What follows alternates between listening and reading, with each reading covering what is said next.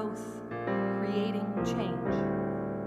Here in the heart of Kansas City, we come together to create this hour of shared reflection so that we might be renewed in courage for these times and inspired to lives of greater dignity, higher purpose, deeper generosity, and more effective action. May the words and music and images that we offer today nourish our best selves, calling forth abundant wisdom and love, a love that has the power to overcome both loneliness in the heart and oppression in the world. Welcome to our service.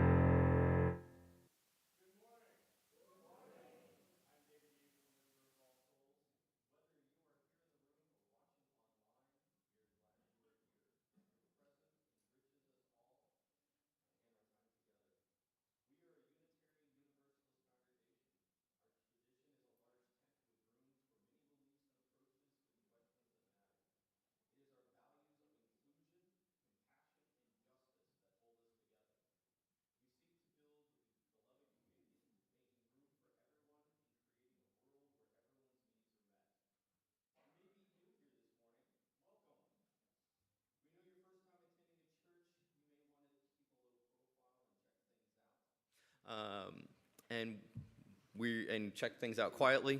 We're glad you're here, and if you are excited to let us all know you're here, we invite you to raise your hand, and thank you for enriching us with your presence today.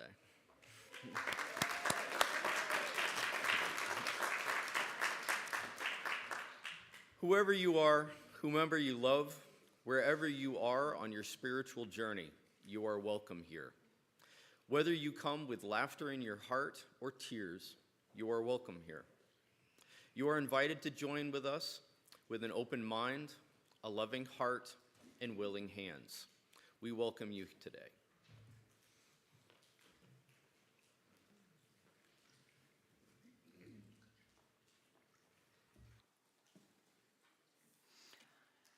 I'm so glad you're here. It is windy. We don't know what's going to happen this afternoon or this evening. Is it going to be rain? Is it going to be snow?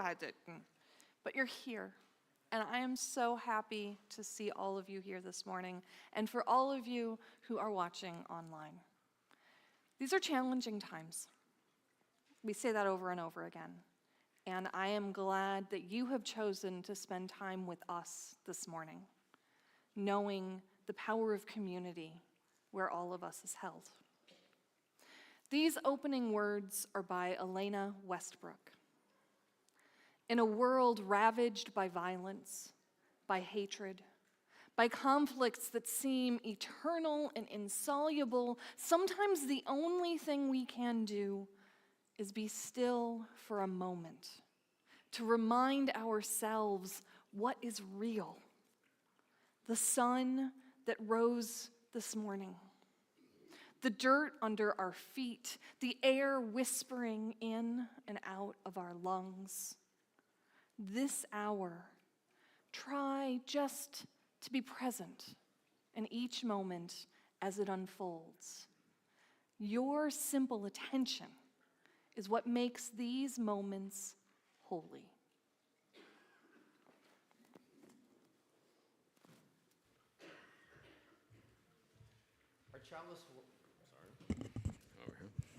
Our chalice lighting words are by Laura Stevens. With this chalice, may we kindle the flame of our attention, not too fiery or wild, spread without cause or care, not too dim or fading, unfocused and ineffective, but like a cheerful cook fire in a cozy hearth, like a comforting candle, flickering yet steady. May our attention be befriended, directed, and sustained for the betterment of all humankind.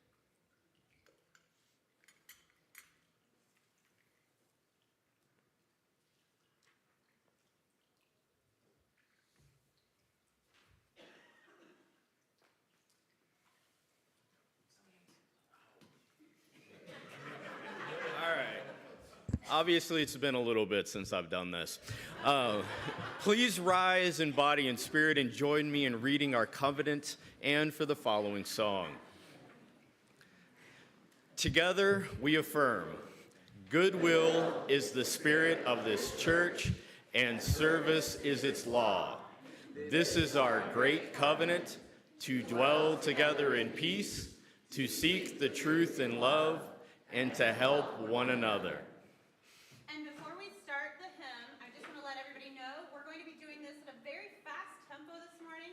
So the choir is going to demonstrate the first verse, and then we will ask you to join us in after we've done the first verse and continue singing with us.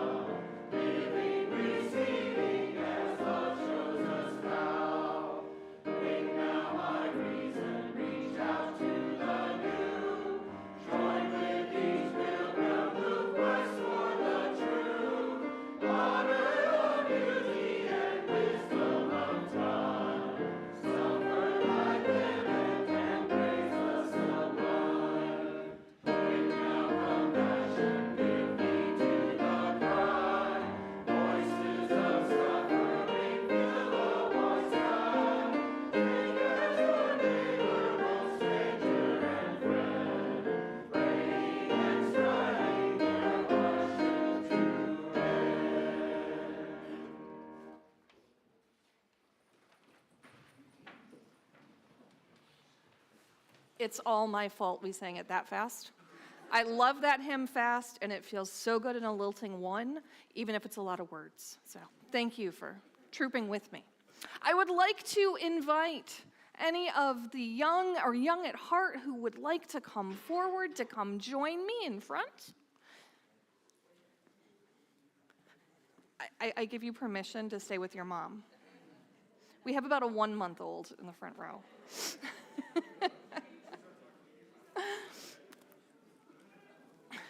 Oh, I wasn't talking to you, sweetheart. Come back. Come back. I was talking to the baby.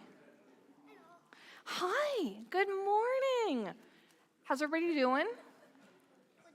Good. I'm so glad. Hi. I'm so glad you could join us. I love your hat.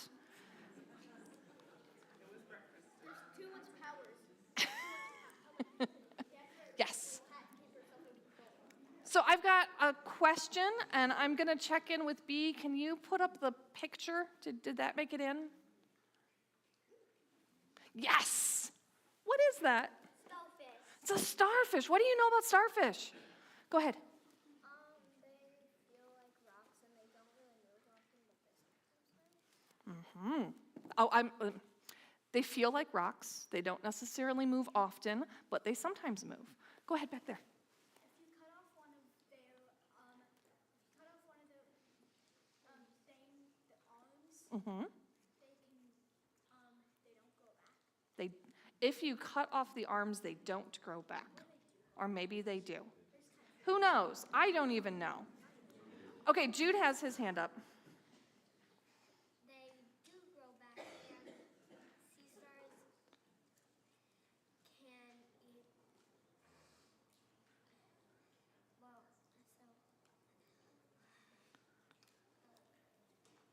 so I will let you know that Jude said that they do grow back, and that sounds right to me. And one last comment. they have section cups on the bottom of their arms. Yes, they have suction cups on the bottoms of their arm. To hold how they stay onto hard surfaces, and it's also how they move. One more behind. Are they reptiles? They are not reptiles. They are sea creatures, and they have exoskeletons. They do not have skeletons inside. Who said sea creatures can't have who said sea creatures can't be reptiles? There are sea creatures that are reptiles, but sea stars are not among them. Like stars. Okay, so that is a sea star or a starfish. And you can see that it's actually outside of the ocean in this picture, right? And sometimes that happens, that with the waves, they wash up onto the beach or the shore, and then when the tide comes out, they're left there. So I'm going to tell you a story about a sea star and a little girl. One day, a grown-up was walking along the beach when he saw a girl. And he watched as the girl reached down, picked up a starfish from the sand, and threw it into the ocean. "What are you doing?" said the grown-up. "I'm throwing starfishes into the ocean," said the girl. "The sea has washed them up onto the beach. If I don't throw them back before the sun comes up, they will dry up and die." "But the beach goes on for miles and miles, and there are thousands of starfishes," said the man. "You'll never throw them all back. There are too many. You can't possibly make a difference." And the girl listened politely, and then she picked up another starfish and threw it back into the sea and said, "I made a difference to that one." So that is the story. What do you think the lesson is? Go ahead. To help people even when it seems impossible. Yeah. Even if you can't make a big change and you can make a small change, it's still like a difference. That even if you can only make a small change instead of a big change, it still makes a difference. Jude. There's a lot of stuff that you want to fix. Just try to fix as much as you can. There's a lot of stuff that you want to fix. Just fix the stuff that you can. Go ahead. Never throw starfishes. Never throw starfishes? Is that what you said? Oh. Okay. I don't know. Dry out. Well, well, they were already drying out because they weren't in the water. So she was putting them back in the water. Yeah. The starfish is cool. Starfish are cool. One more. To comment on this, I feel like it is kind of wrong to throw them. You shouldn't just throw them, like put them back. So there are some concerns up front for the safety of the starship. Goodness, what did I grow up on? For the safety of the starfish when being thrown back. My only argument with that is that the waves are still pulling back, and so if you don't put it in far enough, it might just end up being uncovered again. Yeah, that's what I was going Okay, one more, and then we're gonna send you off to your classes. Go.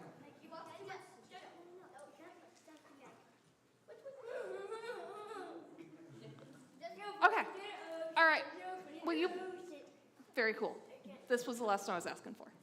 You watched too much Star Wars. Actually, it was Star Trek. TNG growing up. I mean, I've also watched Star Wars, but I'm more of a Trekkie than a Star Wars. I'm sorry to admit. All right. It is time for you to go find out what's going on in your classes. Thank you for joining us, all of you. Let us sing.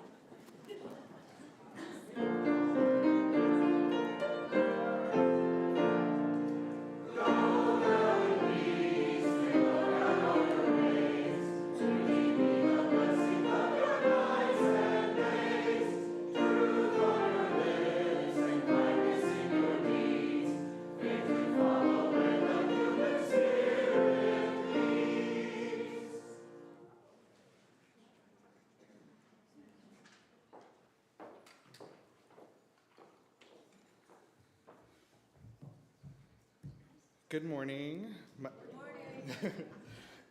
I've done this before, and somehow it always still surprises me when people say good morning back.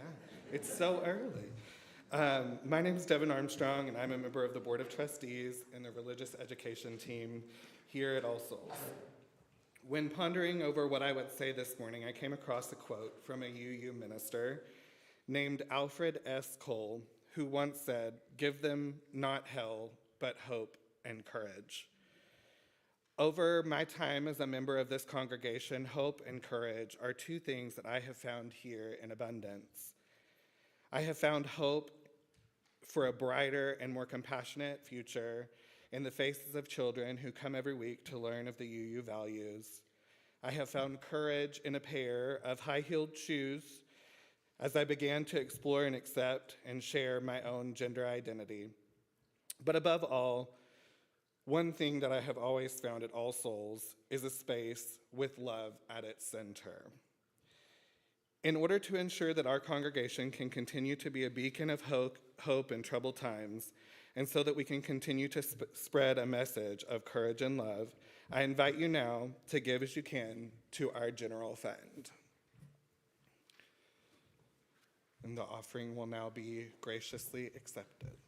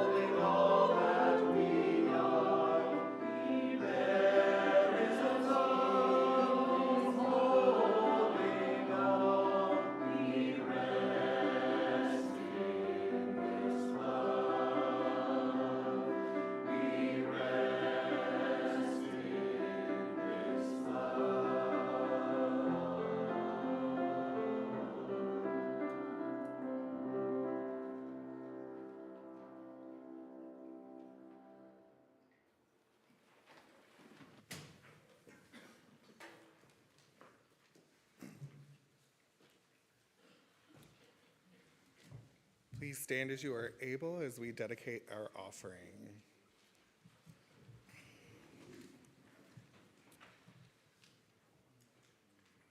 We dedicate our offerings and our actions to the mission at the heart of this church, to build a respectful, caring community, to inspire personal and spiritual growth, and to create change toward a just and compassionate society.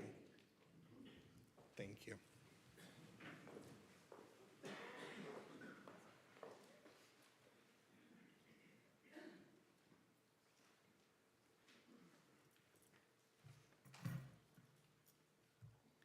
P. Apology by Eve Driver. Thank you. P. Apology by Eve Driver. I am sorry to the peas that I watered so quickly each morning that I did not see the 6 pods till Sunday, till I sat down and there they were, all grown.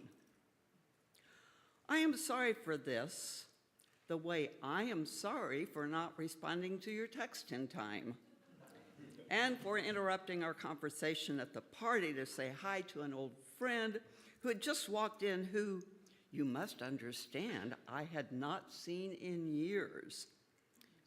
And I am sorry to the Beats who, on that Sunday afternoon, finally screamed, "We are thirsty!"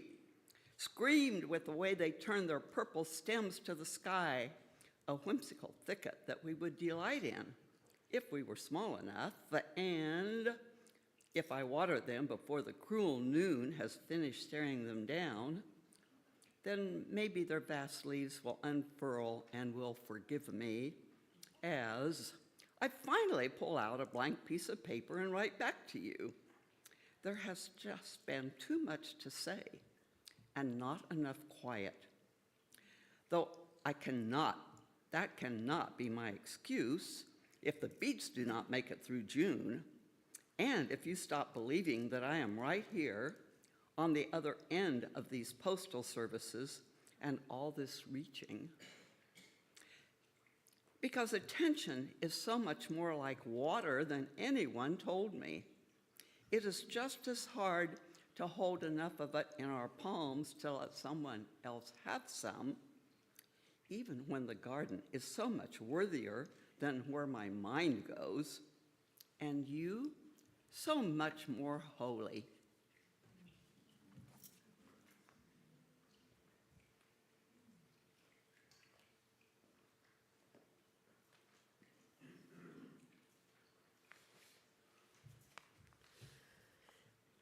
Attention by Adrienne Marie Brown. Put your attention on suffering, which is constant and everywhere, and it is all you will see. Joy will come and laughter, but you will find it brief, possibly a distraction. Put your attention on joy, being connected and feeling whole, and you will find it everywhere. Your heart will still break. You will know grief, but you will find it a reasonable cost for the random abundance of miracles and the soft, wild rhythms of love. Return to love as many times as you can.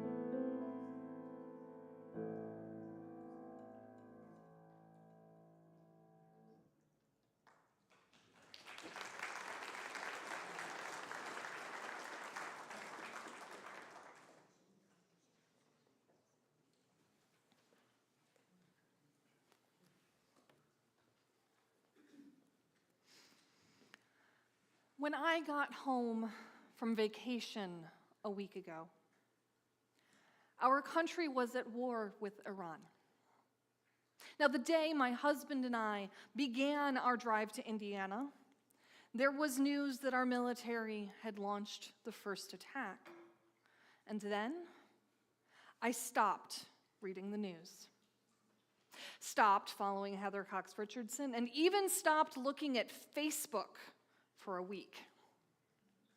I barely opened my laptop during that time, barely looked at my phone. Instead, I focused on the friends who had gathered for our annual time of playing board games together. They're my beloveds. I struggled through long, hard sessions of Aeon's End. It's an unusual deck builder. I participated in Spirit Island, which you would love because it's entirely about being the spirits on an island kicking out the colonists. Very strategic. I learned the game, and I laughed to experience the video game I've been playing in different form, Stardew Valley, the cooperative board game. Now, in that group, we don't talk about politics, nor do we talk religion. We do not all agree. But we catch up on our lives, draw out ideas to their silliest logical conclusions, and play board games together. I actually only stepped out of our host's house once to see the work in progress conversion of a friend's small cargo van into a mini camper. That's the only time I left the house in like 5 days. Because my intention was focused on the people around me, the games, the novel that I was reading, and resting. The world would be there when I got back, and goodness, it was. So much is happening right now. I feel like I say this every time I preach, but it's also our truth. Everything that was awful a month ago is still there, and so much more is happening today. All of our daily worries exist with the backdrop of the rapid destruction of everything we have long supported in our country. We take care of our homes, we go to work, raise our children, and file our taxes. You have 1 month, which is more adulting than any of us actually wants to do. At the same time, that in the back of our minds, we know that a whole slew of terrible things are happening, destroying families and lives. As I have said before, and I will say it over and over again for as long as it's true, this is more than any of us can hold. Our bodies and our nervous systems are not designed for these times. This constant influx of new realities that cause us to fear for ourselves and for those around us leaves us constantly dysregulated. Our nervous systems are going haywire, jerked ever back into the state of fight, flight, freeze activation, flooding our bodies with adrenaline. We are filled with stress chemicals to the point that we cannot fully release them. And therefore, we are constantly redlining ourselves. So if you feel extra forgetful, if you're finding it harder to concentrate, exhausted in a way you can't quite describe, and that doesn't go away after rest, you're making the strangest of mistakes and finding your emotions all over the place and yourself too quick to react, it is utterly normal and utterly tragic because it shouldn't be normal. Our bodies cannot keep up. We cannot keep up. Our relationships with one another cannot easily withstand the state that our nervous systems are in.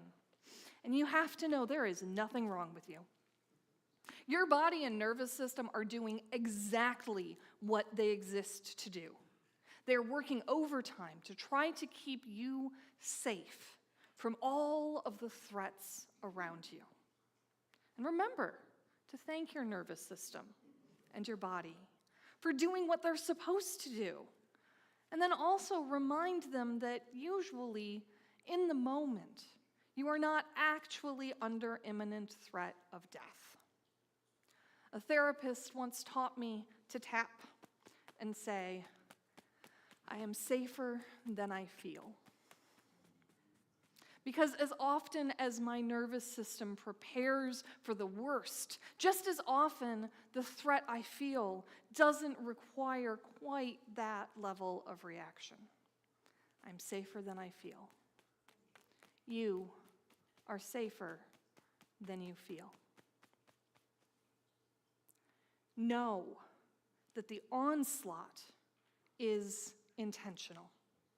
Know that just as we try to understand our bodies and our nervous systems and become trauma-informed to support ourselves and those around us, there are many people utilizing this information to increase profits and control.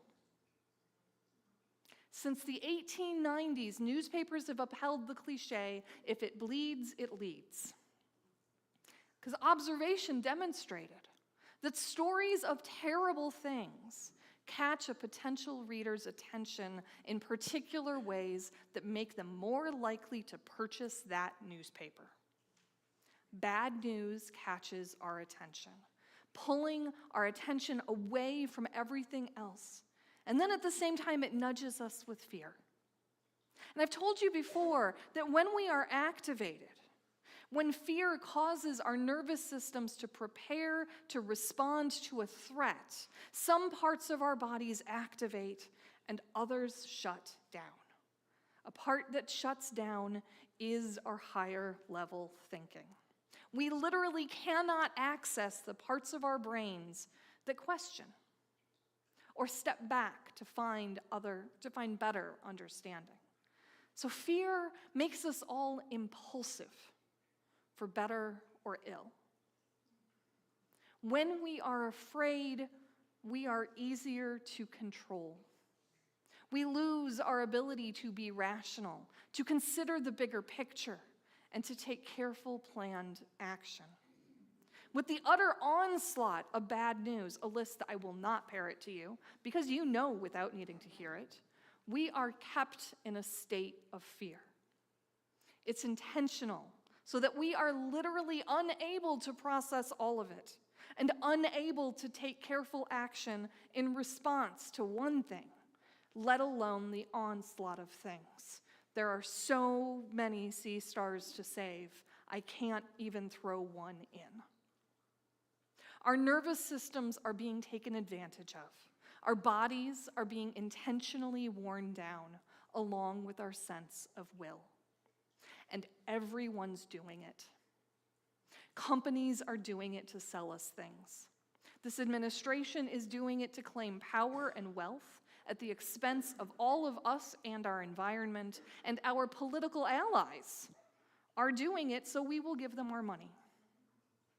People who are afraid act impulsively, and from some things I recently heard about happening to a church that was scammed, we're more susceptible to scams.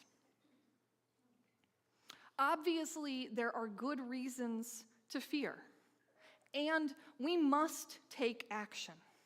But it's imperative that we reclaim control of our attention so that we can be intentional in our responses to fear and the specific actions we take.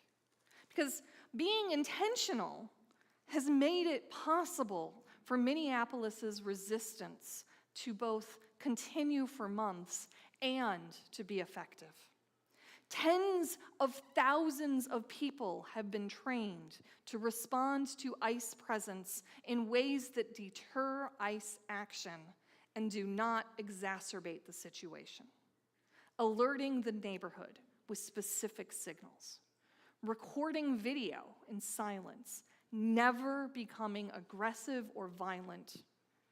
The vicious tactics of the agents were intended to cause riots and property destruction and violence so that the government could bring forth further measures and control in the name of law and order. But in more than 3 months, Because this drawdown, it doesn't mean that the Operation Metro Surge is over. It just looks different. It's still there. They're in plain clothes. It's still bad. Protesters in the Twin Cities have avoided violence, and all of the video recording proves it. The cooler heads prevail. At root of the manipulation of our nervous systems and minds, as used in so many contexts, is our attention. What we pay attention to shapes the way we think. Maybe about 15 years ago, I started reading the George R.R. Martin Game of Thrones books. They're long. And I found that the vast majority of the characters thought and acted in self-serving, vindictive, and cruel ways. Not one villain, but most of the characters, where it was unclear if there were any characters who acted out of goodness and care for others. And reading the author's versions of their thoughts got into my head. I could feel myself accepting those morally corrupt characters' motivations and actions almost as though they were right. And I hated what that was doing to me, compromising my ideals and values inside my own head. 3 books in a row was too much thinking like that. And I stopped reading them, never went back, never watched the show, and I have no FOMO. Nope, no fear of missing out. It's not what I want to give my attention to. It's not what I want to shape me. Adrienne Marie Brown echoes this in her poem, Attention. She reminds us that what we pay attention to is what we know, becoming the lens through which we consider the world. If we pay attention to suffering, we will witness only the suffering. If we pay attention to joy, we will recognize the joy in so many things. And what I love most about her poem is that it recognizes that even if our attention is focused in one area, it does not prevent us from feeling the full range of human emotion, because we will always feel all of it. But how much of what falls back onto what we pay attention to? Adrienne Marie Brown is not suggesting that we fall into toxic positivity, acknowledging only positive things around us, in us, and the world, that would leave no room in our lives for the fullness of experience that is being human. She suggests instead that we seek to find the joy and the beauty and the love intentionally, and that in doing so, we will find it there, amidst the suffering and the fear that we don't try to avoid. That in the moments of greater fear, as our attention is grabbed for by everything around us, we can choose where to give it. Choose the sources for news and entertainment that will keep you informed but not mired, comfortable and not beset upon. And choose, as I struggle to do every day, to witness the miracles that are always right there. The miracle this morning of a bird singing outside of my house, enjoying the spring morning and having no idea how cold it's about to get. The miracle of the love in my spouse's eyes, although never the cat's. But the miracle of the cat, too, who has softened into his own form of love over the years. We are surrounded by the miracle of beauty that is there if we only seek it. Let us utilize our attention with care to shape our experience of the world in ways that can feed us, that can help us feel safer than we might otherwise, that keep our minds open and capable while our hearts ever widen. If we keep our attention on witnessing the love around us in the world, we will ever be able to take intentional action to further that love. May it be so. Please rise in body or spirit and let us sing For All That Is Our Life.